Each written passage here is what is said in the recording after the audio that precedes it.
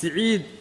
بريق محمود عبدي لبي لباتن جرأة إنا سكوري شاعر عثمان كل شيء حمر وحالقوقو إيدينا إن آد كترسنتها كوحدة الشباب waxaa la weydiinayaa in uu ka jawaabo gaari qarax oo la bartilmaameedsaday barta hubinta amniga garoonka diyaaradaha dhanka kilomitir 4 15 Juun sanadkii tagay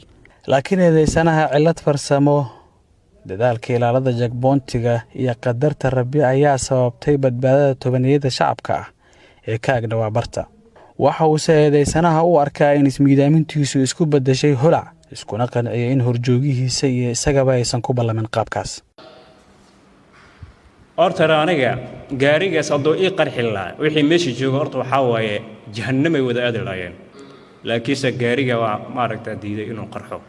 waan ku celceliyay meeshii laga qarxinay waan ku celceliyay oo ii suuragal weysay kuwii xabadiga soo furjinayaan baa maaragta gaariga ku sheerarayay way kala ordeen difaaca way ka baxeen oo ii suuragal weysay maca dalika gaarigii ayaa dhaxdiisa waxa ka kacay holac iyo waxyaabahaas ka kacay kursigan ku fadhiyo dhan yacni maaragta waxa wada qabsaday holac asiga dhan baa holac is qabsaday maadaama holac gaariga oo qabsaday oo dhaxdiisa holac ka kacay marka waxa waa holac in lagu dhinto waa maaragta waa dambi waa ismin kabiir marka gaariga waan ka tagtay qareenada iyo xeelaalinta ayaa isweedaarsaday qodobo sharci oo dhigaya in eedeysanaha maskax ahaan uusan fiyoobeen sidaas darteedna loo diray xaalad caafimaad waxa uu dhinac kasta doodiisa ku xajistay qodob sharci oo u ogolaanayo soo jeedintiisa qodobka kontonaad ee xeerka ciqaabta wuxuu leeyahay qof kasta oo waqtiga uu falku galayay ahaa qof aan xiskiisu dhamayn sabab caruurnimo ama xiseed wuxuu leeyahay marka xiskiisa ay daboolneed kartida fahamka xadgudubka ma qabanayo mas'uuliyad dambi wuxuu leeyahay mas'uuliyadda dembiga ma reebayso qof caatifaysan oo ku jidbaysan arrintiisa ninkaani jidbaddii uu ilaa hadda ku taagan yahay qof waalan maaha tan labaad in la daweeyey hal sano ka hor uu dembigu dhacay hal sano iyo bil buu afkiisa ka qirtay inay ka soo wareegtay muddadaa intaa leeg isagaa caafimaadkiisa maadaama dhaawacu yahay aan la badbaadinaya kiiskiisu wuu caddaa markuu caafimaaday oo dhan yahay ayaa maxkamadda la hor keenay ma aha qiil hadda ay qareennadu u raadiyaan in hadda dhakhtar kale loo diro wuu caafimaad qabaa waafiyo laakiin wuxuu ku caadifaysan yahay jidbadii hayse iyo wixii maskaxdiisa ay ku soo shubeen amiiradii shabaabka intaas kadib ayay maxkamadda dhigaysatay markhaatiyaal goobjoog u ahaa dhacdada ciidamadii ku qornaa barta hubinta garoonka iyo baarihii kiiska si waafaqsan habraaca dacwadda ayay su'aalo uga weydiiyeen dhammaan dhinacyada fadhigan dhacdadii dhacday 22 Julaay sanadkii tagay gaashaanle muumin xuseen cabdullaahi ku-xigeenka xeerlaaliyaha guud ee ciidamada qalabka sida ayaa ku sababeeyay qirashada eedeysanaha maxkamadda horteeda in lagu qabtay falkii uu ku jiray laakiin hadda ka hor mar uu gacanta u galay ciidamada amniga Puntland qaybtooda bari uu iska dafiray ku lug lahaanshihiisa al-shabaab oo asagoo shaqo u jooga gobolada bari Boosaaso lagu qabtay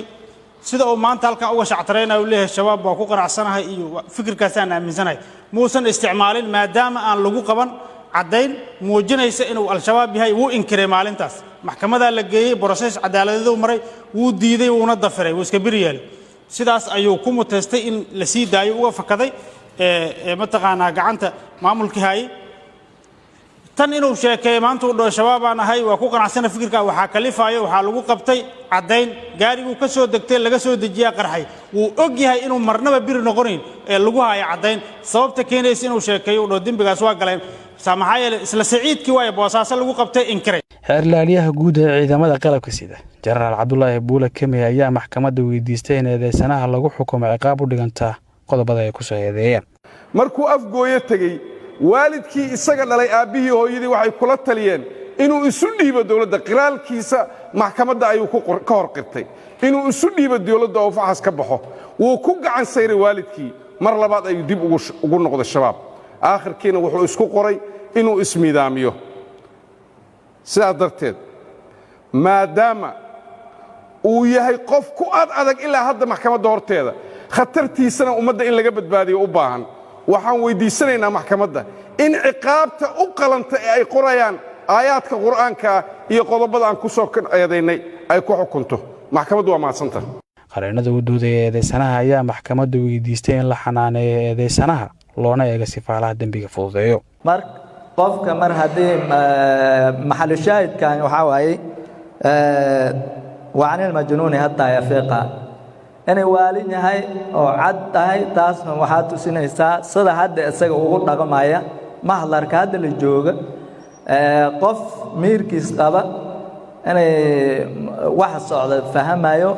oo dareensan yahay ayaa laga rabaa inay hadda fahmi waayo meesha isaga jooga waxaa ka dhalanaysaa in isaga aan ahayn qof maskaxdiis taam tahay oo joogto saas daraaddeed waxaa ku raacsanayo codsigii abuukaataa iga horeeyey oo inay loo arko in qof maskaxdiis aan joogin yahay oo xanaano u baahan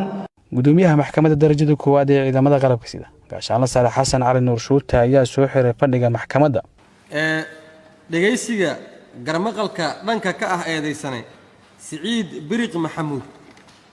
intaas ayuu ku dhan yahay maxkamadda ayaana go'aan ka soo saarayso cabduqaadir ciise warbaahinta qaranka